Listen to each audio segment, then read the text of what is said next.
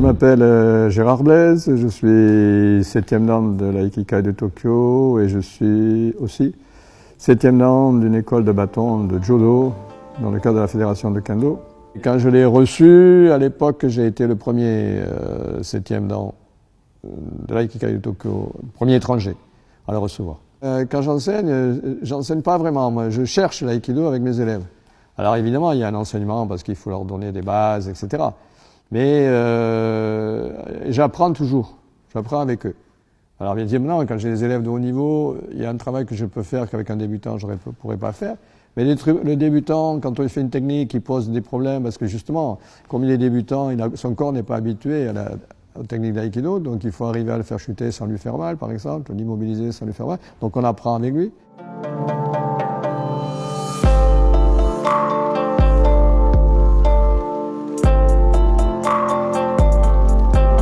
Je ne sais pas pourquoi, mais j'étais attiré.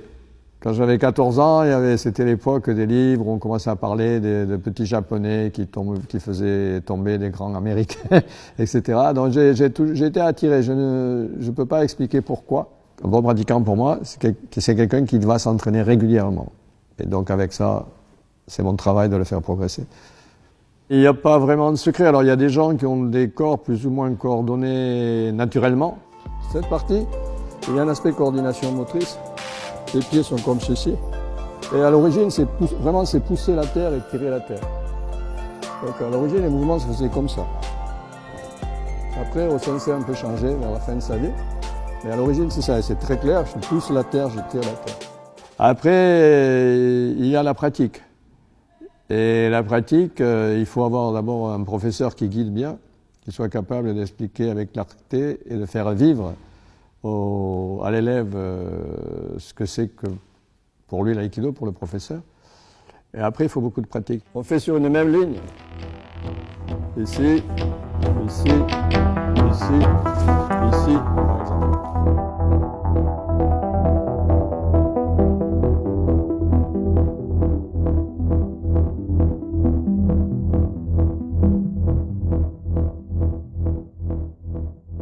Moi, dans un premier temps, quand quelqu'un vient, je ne lui parle pas d'aïkido. Je ne dis pas que l'aïkido c'est bien pour la santé, je dis rien. Je dis simplement, vous regardez, si vous voulez pratiquer, vous pouvez faire le cours, on vous prête un kimono, c'est gratuit évidemment. Et après, s'il décide, à ce moment-là, il va venir pratiquer. Et c'est dans la pratique, petit à petit, que je vais lui donner des messages. Ici, on a la chance d'avoir un des clubs, peut-être un des clubs les plus beaux de Paris, avec un cadre magnifique et un volume extraordinaire. Donc ça serait pour moi une grande joie de voir beaucoup de pratiquants d'aïkido, de ceux qui souhaitent pratiquer l'aïkido, venir ici pour qu'ensemble on puisse faire cette discipline.